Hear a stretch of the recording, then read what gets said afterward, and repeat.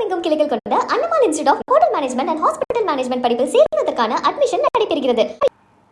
மேட்டூர் அணையின் தண்ணீர் பாசடைந்து பச்சை நிறத்தில் காட்சியளிப்பதால் கால்நடைகள் குடிப்பதற்கு கூட பயன்படுத்த முடியாத நிலை ஏற்பட்டுள்ளது.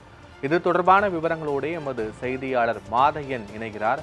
மாதையன், மேட்டூர் அணையில் பச்சை படிந்து காணப்படுவதால் குடிநீருக்கோ இல்ல கால்நடைகளுக்கோ பயன்படுத்த முடியவில்லை என்று வேதனை தெரிவித்திருக்கிறார்கள். அதிகாரிகள் இதற்கு என்ன நடவடிக்கை எடுக்க இருக்கிறார்கள்? விவரங்கள் என்ன? பத்மநாதன், காவேரி நீர்பிடிப்பு பகுதியில தொடர்ந்து பெய்து வரும் கனமழையின் காரணமாகவே மேட்டூர் அணை முழு கொள்ளளவை எட்டுள்ளது. அந்த நிலையில தற்போது மேட்டூர் அணைக்கான தண்ணீர் வரத்து கடுமையாக பாதிக்கப்பட்ட நிலையில தற்போது நீர்வரத்து பாதிக்கப்பட்ட நிலையில தற்போது பாத்தீங்கன்னா மேட்டூர் பின்புறம் பாத்தீங்கன்னா முழுவதுமானவே பச்சை நிறத்துல காட்சியளிக்கிறது. இதனால பாத்தீங்கன்னா அந்த பகுதியில் உள்ள பொதுமக்கள் பாத்தீங்கன்னா துர்நாற்றம் வீசுவதாகவும் தெரிவித்துள்ளனர்.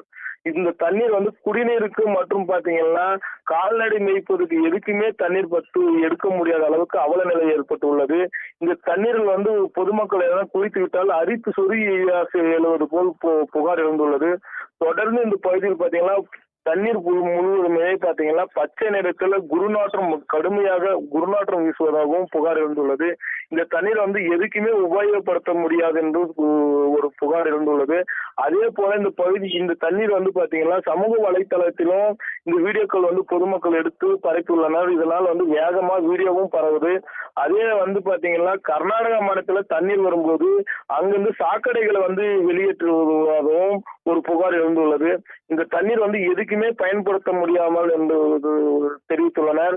இந்த தண்ணீர் இந்த பகுதியில் பெரும் பாதிப்பு உண்டாக்கியுள்ளதை தெரிவித்துள்ளனர். பத்மநாதன்.